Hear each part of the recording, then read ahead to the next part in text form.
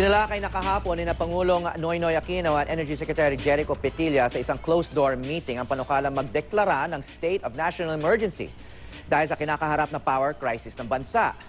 Duda naman ang ilan sa umunoy pabago-bagong pahayag ni Petilla. Dati na niyang sinabi na sapat ang supply ng kuryente sa bansa hanggang 2016. Pero kamakailan sinabi naman niyang kukulangin na ito sa susunod na taon.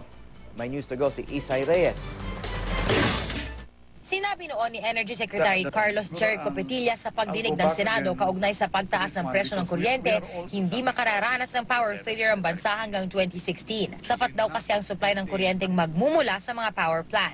From now until 2016, okay, we have the list that I have right now is the list of committed plants, okay, and there's a total of roughly around 1,400 megawatts na lalabas. Hindi pa raw dito kasama ang kuryenteng maisusupply din ng dalawa pang plantang matatapos itayo bago mag-2016. Pero ngayon biglang kumambyo ang kalihim.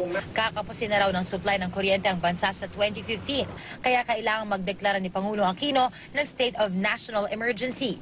Sa taya ng Department of Energy, aabot sa 500 megawatts ang power deficiency sa Luzon pagdating sa 2015. Dahil sa hindi magkakatugmang pahayag ni Petilla, tanong tuloy ni Bayan Muna Representative Nery Colmenares, ano raw ba talaga ang totoo? Kaya ang duda namin, minsan sinasadya ng gobyerno na sabihin bigla-bigla itong kukulangin pala ng supply para maipasok na naman yung emergency power.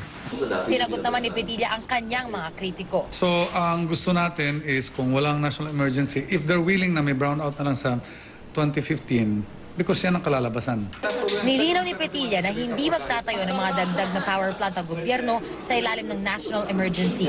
Ang gagawin lang daw ay kokontrata ng ibang power source tulad ng pagrenta ng mga generator o power barge.